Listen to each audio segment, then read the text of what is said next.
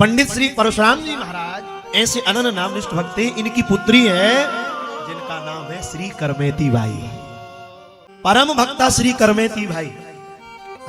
Karmeti by बचपन से श्री कृष्ण के ध्यान में ऐसी डूबी रहती थी, कभी तो भगवान का गान कर करके रोती, कभी नेत्रों से अश्रु गिराती, कभी तो शरीर की सुध भूल जाती। ऐसी दशा करमेती बाई की है। करमेती बाई कभी कभी तो कहती हा नाथ कहकर क्रंदन करती, और नाभाजी कहते हैं कीर्तन करते हुए नाचने लगती। कभी कभी तो हंसते हंसते लोटपोट हो जाती।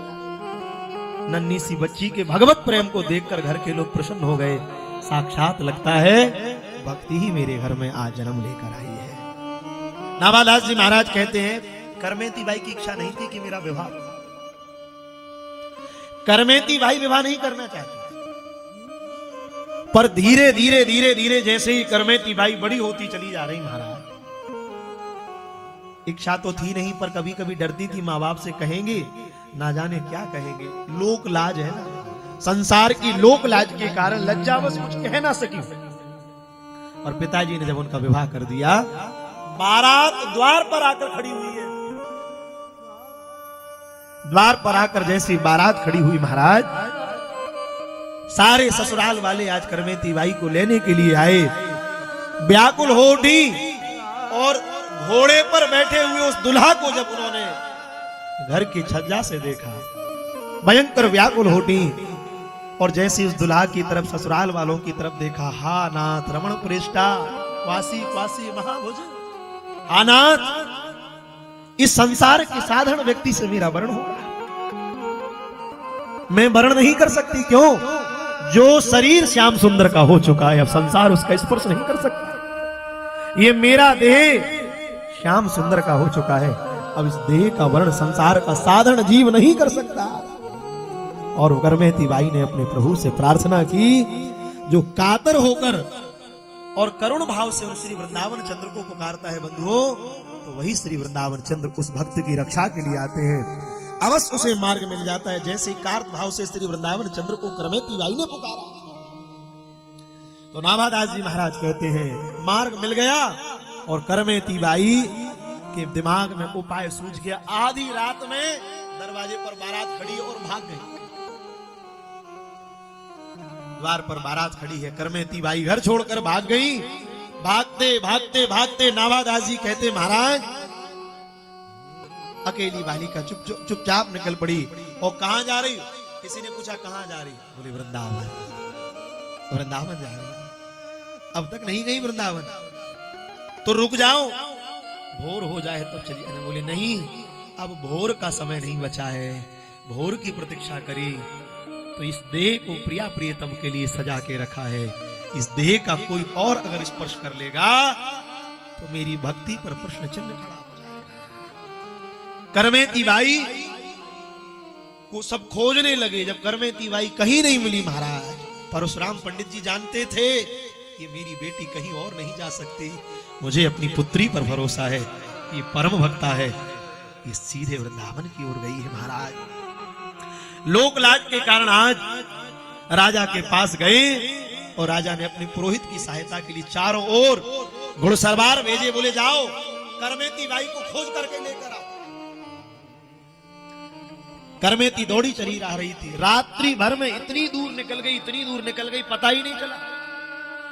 सवेरा होने पर भागी जा रही महाराज। अब जैसी भागी जा रही तो उसने पीछे से घोड़ों की टाप सुनी, पीछे से घोड़े भागे चले जा रहे थे खोज करते करते। और जैसी घोड़ों की टाप सुनी, शब्द कान में गया, उसे डर लगा और रोने लगी। अब ये घुड़सवार मुझे पकड़ने के लिए आ गए हैं, ये मुझे पकड़ने आ रहे हैं। आसपास देखा कोई वृक्ष नहीं था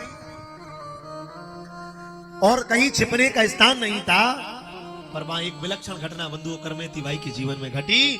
करमेती बाई के सामने क्या देख रही है? एक मरा हुआ ऊंट पड़ा है। एक मरा हुआ ऊंट पड़ा है और कई दिनों से वो मरा हुआ ऊंट पड़ा है, तो उसके शरीर में अंदर तो कुछ बचा नहीं, ढांचा बचा है, ऊपर की खाल है, इतनी भयंकर दुर्गंध आ रही है कि क्षण भर के लिए कोई वहां खड़ा नहीं हो सकता। करमेती बाई ने कहा क्या करें, इनसे बचना है। उसको दुर्गंध नहीं आई, मरे हुए उस ऊंट के भीतर प्रवेश कर गई और छिप कर बैठ गई। 3 दिन तक करमेती बाई उस मरे हुए ऊंट के भीतर बैठी रही। किसी ने करमेती बाई से पूछा, करमेती बाई दुर्गंध नहीं आ रही? तो करमेती बाई क्या कह रही है, अरे जिसके जीवन में वृंदावन चंद्र की भक्ति की सुगंध आ जाए उसे संसार की साधारण दुर्गंध नहीं आ सकती। मेरे चित्त में वृंदावन चंद्र की भक्ति प्रविष्ट कर चुकी है। शरीर से निकलने वाली गंध उसे विषयों की दुर्गंध के सामने तुच्छ पड़ी। और महाराज आज जैसे ही वो खोजते खोजते चले गए, आज करमेती बाई जब वृंदावन पहुंची तो आहा, वृंदावन पहुंचकर एक वृंदावन में रंग जी के पास में ब्रह्म कुंड है, आप लोग गए होंगे। ब्रह्म कुंड के पास जाकर करमेती बाई बैठ गई, ध्यान समाधि लगाकर बैठ गई। पंडित श्री परशुराम जी को ये पता है ये केवल वृंदावन जा सकती है, अन्यत्र और इसको जाने की कहीं अभिलाषा। खोजते खोजते वृंदावन पहुंचे, खूब खोजा, इतना बड़ा वृंदावन कहां मिलेगी। तो वृंदावन में एक स्थान है मदन टेर। मदन टेर पर शिव परशुराम पंडित जी चढ़े और मदन टेर पर चढ़कर चारों तरफ वृंदावन में देख रहे तो क्या देखते हैं, ब्रह्म कुंड पर केस बिखरे हुए हैं और समाधि की अवस्था में एक परम तेजस्वी कन्या बैठी हुई है। समझ गए यही मेरी पुत्री करमेती बाई है। जाकर देखा करमेती बाई तो भगवान के ध्यान में डूबी हुई है। करमेती बाई को शरीर संसार की कोई होश नहीं है। आहा, जैसी पुत्री के पैरों को पकड़कर हिलाया और पुत्री ने जैसे पिताजी को देखा, हाथ जोड़ लिए, पिताजी क्षमा करना, मैं आपके लोक लाज की परवाह किए बिना सब कुछ छोड़कर वृंदावन आ गई। हाथ जोड़कर पिताजी ने कहा, बेटी अब यहां से लौट चलो, जितनी भक्ति करना है घर में करना। पिताजी से कहा, पिताजी यहां आकर भी कोई लौटता है?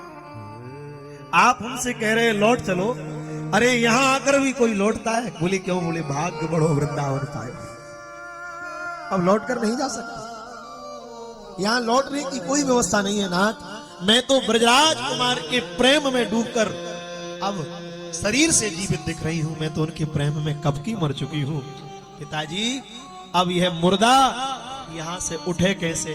जीवित होती तो आपके साथ चलती खंडेला, अब जीवित नहीं बची, अब तो ये देह चला, देह भर है, मैं तो कब की श्री वृंदावन चंद्र के हो चुकी हूं। वृंदावन चंद्र की भक्ति के भाव को देखकर परशुराम जी ने जैसे ही देखा, खंडेला नरेश को जाकर समाचार सुनाया, महाराज मेरी बेटी इस समय वृंदावन में विराजमान है, वृंदावन बैठी हुई है। महाराज खंडेला नरेश करमेती का दर्शन करने आए। राजा ने बहुत आग्रह किया, चलो लौट कर नहीं गई, और जब नहीं गई तो बोले अब कुछ ले लो, बोले कुछ नहीं चाहिए। तो खंडेला नरेश ने उनकी भक्ति को देखकर बहुत अनुनय विनय करी। तब खंडेला नरेश ने करमेती बाई के लिए वृंदावन में एक कुटिया बनवाई। कभी वृंदावन जाओ तो ब्रह्म कुंड के पास आज भी श्री करमेती जी की वो कुटिया है, आज भी वैष्णव जन वहां कीर्तन कर रहे हैं। करमेती बाई की भक्ति ने राजा को भी भक्त बना लिया। और श्री नाभादास जी कहते संसार में जितने भक्त हैं उनका वर्णन संसार में कोई नहीं कर सकता। अरे ये तो एक भक्ता करमेती है जिसने ठाकुर जी को प्राप्त कर लिया, ऐसे कितने भक्त हैं? इस क्यों? बोले भक्त जिते भूलोक में, जितने भक्त हैं भूलोक में, भक्त जिते भूलोक में कथे कौन पे जाए। नाभाजी कह रहे समुद पान श्रद्धा करे कहे चीर पेट समाए। इतने भगवान के भक्त हैं, इतने भक्त हैं, जैसे समुद्र में डूबते जाओ तो समाते चले जाओगे, समाते चले जाओगे। ऐसे भगवान के भक्त का चरित्र संसार में कोई गा नहीं सकता। ऐसे उन भगवान के अनंत भक्त हैं। इसलिए भैया नाभाजी कह रहे हैं, काहू के बल जोग यज्ञ कुल करनी की आ, भक्त नाम माला अगर बसो नारायण दास। श्री नाभादास जी कहते हैं किसी के पास योग है, किसी के पास यज्ञ है, इसके द्वारा भवसागर से पार हो सकता है। पर मेरे जैसे नाभादास के पास तो केवल ये भक्तमाल है और भक्तों की चरण रज है। बस इसको धारण करके ही हम इस अथाह भवसागर से निकल जाएंगे। ऐसे भगवान के परम भक्तों की भवसागर के तरन को नाहिन को उपाय, ऐसी भक्तमाल की महिमा गा रहे। और श्री भैया भगवान मिले ना मिले, भगवान के भक्त मिल जाएं, क्योंकि भक्त मिल गए तो समझ लेना भगवान भी जरूर मिलेंगे।